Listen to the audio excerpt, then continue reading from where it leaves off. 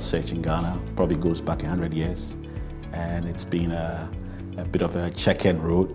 You know, for many, many years, Ghana has been looking for oil because our neighbors, especially in Nigeria, had found oil almost 60 years ago.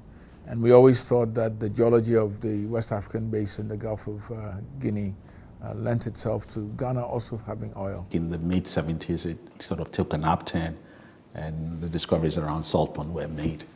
And then it took a downslide again until the early 2000s when the Gupc field was discovered, first by Cosmos and then by Tullow.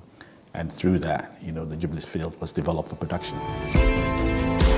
From the discovery to the time we had, you know, first oil in a very short period of time, which was quite exciting. People look back and say that, wow, this, you know, has been an exciting period because under normal circumstances, it takes much longer. So Ghana started producing oil in 2010 from the Gupc fields. That was operated by, or is operated by Tullow in conjunction with the partners, Cosmos and Anadarko, and of course the Ghana National Petroleum Company, in addition to Petro SA.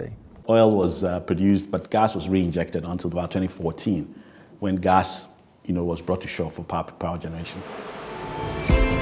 It's an industry with a bright future. The current state is that we have 3 producing fields with potential for additional fields in the future. A small country like Ghana have 3 FPSOs, which is really, really, you know, significant, speaks volumes. We're now doing the exploration, we're doing the drilling, we're building the infrastructure. We expect that with the efforts that are going on now with the exploration, additional production fields will be discovered and put into production very soon.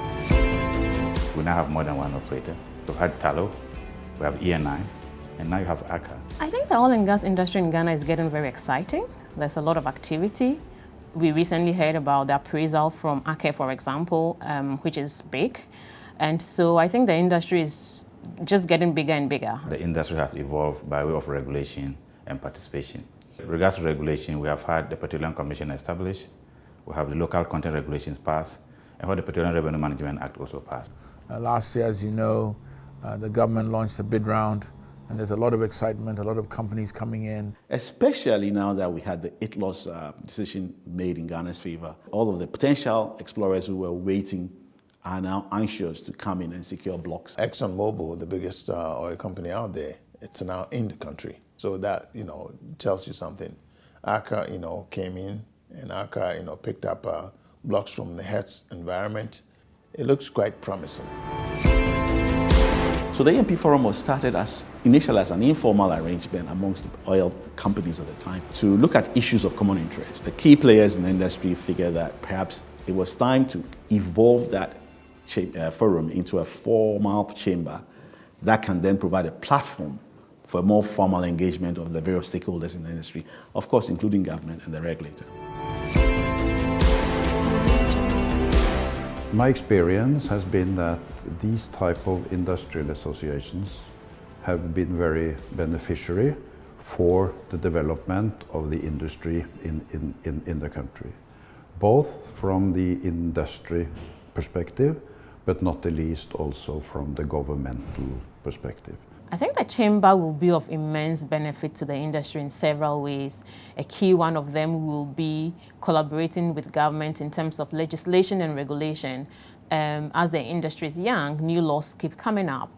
And so the chamber can be a partner in terms of looking for best practice elsewhere. And it's a permanent platform which enables all stakeholders to understand one another. The chamber can help all the different stakeholders to communicate with respect and with transparency, and I think that'll go a long way to helping the success and the sustainability of the sector. We think it's a good natural step to have an industry group come together to advocate and to have a common voice to the government so we can share and collaborate with the government and all stakeholders. VTOL expects a very professional and very transparent approach to advocacy by the Chamber.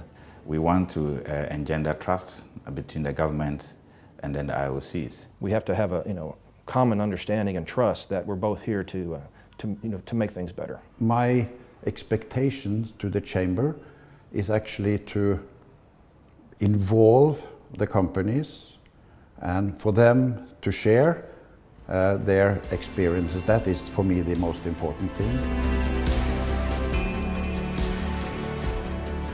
Tullow believes this is going to be a very important platform for the industry to really address its concerns and promote its issues. I believe in the industry. I believe the industry is growing. I believe in the chamber. It's the time to bring parties together, to have a common voice around issues of interest in a way in which there can be mutual benefit for both investors and developers, as well as the government and people of Ghana.